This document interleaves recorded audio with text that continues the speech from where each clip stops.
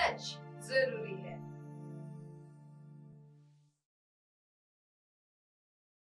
नमस्कार, आप देख रहे हैं एमएनएस न्यूज लाइव। आइए देखते हैं आज की खास खबर।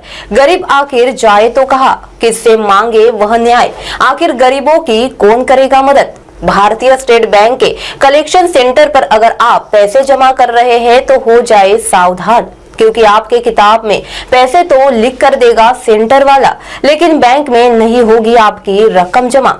ऐसा ही एक मामला महाराष्ट्र राज्य के गोंदिया जिले के मोरगांव अर्जुनी तहसील के एसबीआई बैंक के कलेक्शन सेंटर पर देखने को मिला, जिसमें सेंटर वाले ने रकम तो रख ली लेकिन बैंक में जमा नहीं की।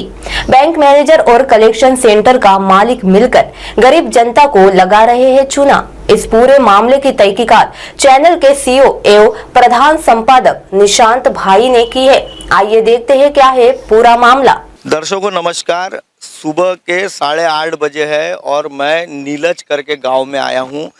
मेरा जॉगिंग का समय था दर्शकों, और जॉगिंग के समय में मुझे कुछ महिलाएं मेरे घर पर पहुंची और उन्होंने अपनी एक समस्या बताई, और उस समस्या का समाधान करने के लिए, उन लोगों को न्याय दिलाने के लिए हमारा चैनल सक्रियता से हरकत में आया। और हम लोग लगभग 22 किलोमीटर का जो रास्ता है वह तय कर कर हमारी गाड़ी से इस जगह पहुँचे हैं।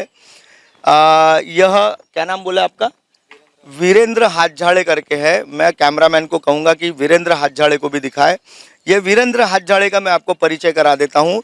यह एसबीआई बैंक का सेंटर चलाता है। मोरगांव अर्जुनी की जो शाखा है एसबीआई बैंक की, जहाँ आतिश टेम्भुर्नेकर करके यह बैंक मैनेजर है। लगभग उसी लाइन में इनका सेंटर हुआ करता था।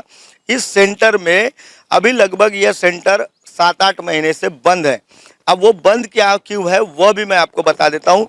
इन महिलाओं के पास जो आप पासबुकें देख रहे हैं, इन पासबुकों पर इन्होंने पैसों की एंट्रियां करा के दी हुई है, लेकिन यह जो हाथझाड़े है इन्होंने वह बैंक के इनके खातों में पैसे जमा नहीं किए। पासबुक पर इन्होंने साइन की हुई है, ये हाथझाड़े ने साइन करके इन्हें दिया है, और साथ ही साथ इनके जो पैसे हैं वह भी अपने पास रखे हुए हैं। बैंक के जो सर्वर होता है उसमें इन्होंने पैसा जमा नहीं किया करके जब ये बैंक में जाते हैं तो इनकी पासबुक में पैसा दिखाया जाता है लेकिन इनके खाते में बैलेंस नहीं होता। लगभग इस महिला ने 23,000 रुपये जमा किए थे। हमने एक बार फ़ोन किया था इस हाथझाड़े को और बैंक मैनेजर से मिले थे, तो इस महिला को उन्होंने 23,000 में से 13,000 रुपये दिए थे, 10,000 इनके बाकी है। यह जो महिला आप अभी देख रहे हैं, यह महिला भी 20,000 रुपये इनके खाते पे लिखे हुए हैं, लेकिन इनके अकाउंट में पैसा जमा नहीं हुआ है। उस महिला के भी लगभग 15-16 हज़ार रुपये बाकी थे, उसमें से अब शेष उनके 2,000 रुपये हाथझाड़े को देने बाकी है। उन्होंने साइन तो मारी है, खाते पर रकम दिखाई है, लेकिन अभी तक के इनके खाते पे ये हाथझाड़े जो है इन्होंने दर्ज नहीं की है। यानी उन्होंने केवल किताब पर दर्ज कर कर पैसा जमा नहीं किया, पैसा अपने स्वयं के उपयोग के लिए लिया है। लगभग दर्शकों अभी जो हम लोग आपको ये जो 3 महिलाएं दिखा रहे हैं, इनके लगभग 32,000 रुपये देने इनको है। ऐसे मैं आपको 100 लोग और दिखाऊंगा जिनको हाथझाड़े ने पैसे दिए हुए हैं उन्होंने, लेकिन उनके खातों में पैसे नहीं जमा किए हैं। अच्छा, होता क्या है, ये जो सेंटर होते हैं, ये सेंटरों पे बैंक मैनेजर क्या कहते हैं, जब बैंक में जब ये छोटे लोग जो होते हैं जिनकी आमदनी 10-20 हज़ार रुपये होती है, सालाना वो थोड़ी मोड़ी पूंजी जमा करते हैं, ऐसी सिचुएशन में वो इनका बैंक में पैसा जमा करने के बजाय सेंटरों पर भिजवाते हैं। सेंटरों पर भी इनकी बैंक मैनेजर के और सेंटर के कर्मचारियों की साठगांठ होती है। देखा जाए तो इनकी जो किताबों पर जो पैसा जमा करना था, हाथ से नहीं लिखना था, बाकायदा उनको कंप्यूटर प्रिंट करके देना था, ताकि जब आप उसको किताब को उस मशीन में डालते तो वो जो अकाउंट में रकम दर्ज होती है वही इस किताब पर एंट्री होती। लेकिन यह जो शख्स है हाथझाड़े, इसने हाथ से लिखकर इन्हें पैसों की एंट्री करा के दी है, लेकिन उनके खातों में पैसा डाला नहीं है। होता यह है कि जो जिनके पैसे डूबे हैं, जिनके पैसों को अब तक के ये हाथझाड़े दे नहीं रहा है, हम जब आतिश टेम्बुर्नीकर से भी आपको मैं अभी रूबरू कराऊंगा। बैंक खुल जाएगा 11 बजे, लगभग 8:30 बजे हुए हैं। हम लोग 23 किलोमीटर का रन कर कर यहाँ तक के पहुंचे हैं, क्योंकि यह जो व्यक्ति है यह उस सेंटर पे मिलता नहीं जहां इन्होंने इन महिलाओं ने पैसे दिए हैं। अब हम उसके घर पर पहुंचे हुए हैं और ये घर पर आने के बाद हमें कहता है कि मुझे कुछ और मोहलत दे दो, जबकि इनके 10-10, 15-15 महीने हो चुके हैं, इनके खातों में इसने पैसे डाले नहीं है और ना ही इनको पैसे लौटाए हुए हैं। हाजड़ी जी, अभी मुझे बताइए, ये पूरा जो मामला है, ये जो पूरा जो स्कैम है, ये आपने कैसे अंजाम दिया है? देखिए, मैं इनसे डायरेक्ट पूछ रहा हूँ, कैसे सर, क्या किया? समझ में नहीं आ रहा है। नहीं इनके पैसे आपने क्यों नहीं डाले थे इनके खातों में? सर, थोड़ा क्रेडिट का प्रॉब्लम था सर। नहीं, पर आपके पास इन्होंने नगद भुगतान दिया है। सर, मेरे को सबके पैसे डालना है, लेकिन मेरे को सर थोड़ी सी मुदत नहीं नहीं, लेकिन इनके पैसे आपके पास नकदी स्वरूप में आए तो हाँ सर, आपने बरोबर। इनके किताबों में एंट्री की है, लेकिन सर, मैंने आपने ऐसा बैंक में बोल- जमा क्यों नहीं सर, की? मैंने ऐसे बोला ही नहीं कि तो नहीं, आपके इन्होंने पैसे बैंक जो में है- जमा क्यों नहीं कराए इनके पैसे आपने? सर, हो गई थी सीधा सा सवाल है। लापरवाही होगी सर, मैं लापरवाही मान की रहा हूँ। वजह से आज इन महिलाओं के घरों पर ये जो महिला एक आई है, मैं दर्शकों को बता दूं, ये जो महिला है इनके पति का पैर टूटा हुआ है। इनको काफी आवश्यकता है पैसों की, इलाज कराना है अपने पति का, लेकिन उनके पास उनके किताब में एंट्री है 20,000 की जो हाथ ने करके दी है, लेकिन उनके पास पैसा नहीं है। आज वो अपने पति का इलाज कैसे कराएंगी, ये सबसे बड़ी। अच्छा, ये न्याय मांगने के लिए किसके पास जाए? थाने में अगर जाते हैं ये लोग तो थानेदार इन्हें कहते हैं कि आप बैंक में जाके कंप्लेंट कराइए। बैंक में जाते हैं तो बैंक वाले कहते हैं कि ऊपर के विभाग वाले आकर इसकी जांच करेंगे, उसके बाद हम ये करेंगे।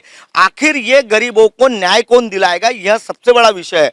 मैं दर्शकों आपको अभी यहाँ से वापिस आपको अभी मैं आधा या पौन घंटा में लगेगा वहां जाने के लिए। हम इसका जो सेंटर है जहां इन्होंने पैसे जमा किए थे हाथ के, वो सेंटर पर भी इनको ले जाकर मैं आपको वहां का भी आपको लाइव रिपोर्टिंग बताने वाला हूं। दर्शकों बने रहिए MNS न्यूज के साथ।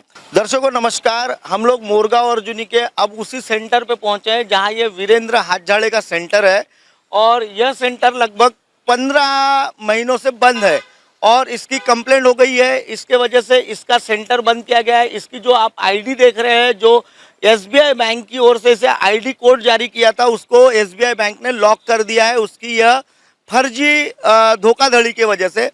और जैसा कि अब आप मैं देख रहे हैं, इन महिलाओं ने जो पैसे जमा किए थे उसके पास, वो इसी जगह उन्होंने पैसा जमा किया हुआ था और अभी 9 बजे हुए हैं और मैं आपको बगल में ही देख रहे होंगे आप, वहाँ जो एक मंडे का जो बनाया जा रहा है वो है SBI बैंक का कार्यालय है, यहाँ की शाखा है।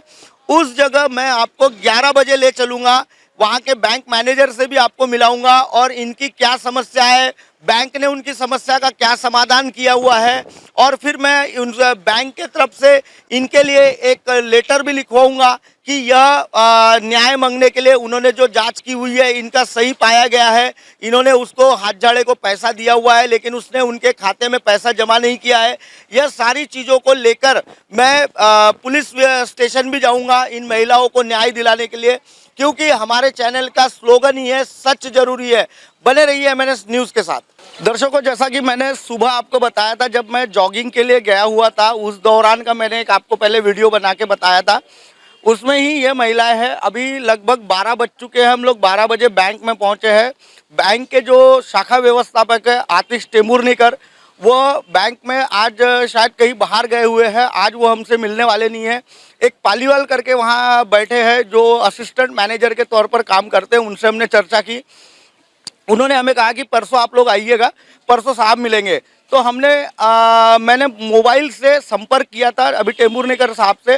टेम्बुर्नीकर साहब का कहना ऐसा था कि इन महिलाओं के जो पैसे हैं, जिस कंपनी ने जो हाथ है उसको रखा है, नियुक्त किया है, वो उनके पैसे वो कंपनी के थ्रू मिलेंगे, ऐसा उन्होंने हमें एक गोलमोल जवाब दिया है। मैंने चर्चा की थी उनसे कि लगभग इन जो हाथ है इसका जब इन्वेस्टिगेशन हुआ, इन्वेस्टिगेशन होने के बाद उसके ऊपर आखिर मामला क्यों नहीं दर्ज हुआ है, क्योंकि ये 420 का मामला होता है और पुलिस विभाग जब भी कोई बैंक से रिलेटेड संबंधित कोई डॉक्यूमेंट की धोखाधड़ी होती है या पैसों की अफरा तफरी होती है तो बैंक का कागज मिले बगैर पुलिस विभाग भी कोई मामला दर्ज नहीं करता। अब आप मुझे बताइए, सुबह मैंने आपको 3-4 महिलाएं दिखाई थी, अभी और हमारे पास यहाँ कंटेंट्स जो है वो बढ़ते जा रहे हैं, जिनके पैसे खाए गए हैं उनके और जो कंप्लेंटर है वो बढ़ते जा रहे हैं। जैसे जैसे हम लोग इस मामले में सामने बढ़ते जा रहे हैं, इसमें लगभग हाथ झाड़े ने करीबन नहीं बोलोगे तो भी 10 से 25 लाख रुपए के बीच में लोगों के, किसी के 5,000, 10,000, 20,000, 2,000 ऐसे पैसे इकट्ठा करके उसने 10 से 25 लाख रुपए की जो धोखाधड़ी की हुई है।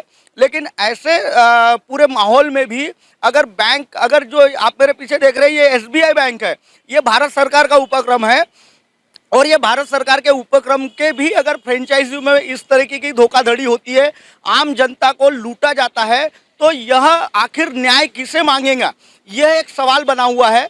दर्शकों, फिलहाल वक्त तो चला एक ब्रेक का, ब्रेक से लौटने के बाद देखिएगा MNS न्यूज पर अन्य खबरें।